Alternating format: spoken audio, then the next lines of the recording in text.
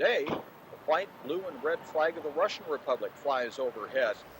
Rubtsov sprang from the dreams of this man, Mikhail Rubtsov, reportedly the only Russian city named for a peasant. Rubtsov's location 2,000 miles east of Moscow seems to insulate the city from some of the turmoil that recently threatened to tear the Russian Republic apart. But that doesn't mean that change is not underway. At first glance, many of the buildings and landmarks seem to be the same. And city officials admit that change is slow in coming. He says this month's revolt in Moscow also has deep meaning for Russia and Rubtsovsk. City officials are also faced with tight budgets and increased costs. Every year, the city's central hot water heating system is partially shut down for repairs. And city officials are scrambling to get the coal needed for winter power supplies. Progress is being made, though, despite confusion over the future, but inflation, high prices, and low wages continue to threaten many people's futures. 3 years ago, the U.S. dollar would buy 6 Russian rubles. That now has inflated to about 1,000 rubles to the dollar. A 500-ruble TV set then is now 250,000 rubles. Gasoline that cost about 40 kopecks a liter, that's slightly more than a quart, is now 100 rubles a liter. The future is what the changes are all about in Russia. Grants Pass residents are taking an active part in working for peaceful change. Popov came to Grants Pass late this summer, hoping to solidify business deals for his import-export business. He's one of a growing number of entrepreneurs searching for opportunity and inspiration in America.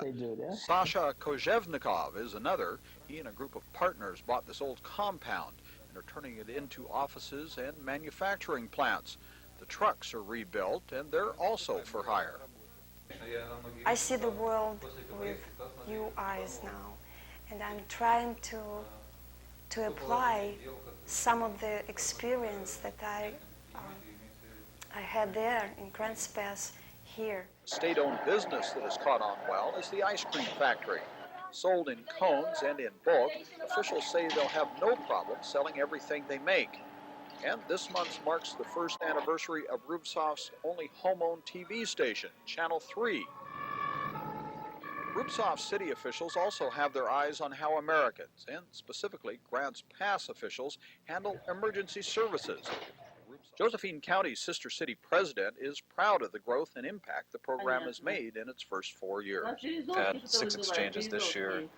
Real strong evidence of the strength of the commitments and the relationships. Hands Across the Ocean is one of the most ambitious sister city projects so far. More than a year ago, Grants Pass resident Bobby Kidder conceived the idea of taking a group of Josephine County actors and dancers to Russia. The Hands Across the Ocean group took its program from the stage of Rubtsov's Palace of Culture to nearby villages and seniors' homes. The show was a hit. While in Rubtsov, the Grants Pass delegation got a tour of the city's water treatment facility on the Alay River. They toured factories and learned the hospitality of Russian families. Garden homes, called dachas, were open to feasts of locally grown produce. The delegates also had a chance to witness the ringing of the city's only church bells for the first time in 70 years. Communists confiscated the originals. The new patriarch of the church says religion is also important to the future of Rubtsov's residents. We need a lot of people.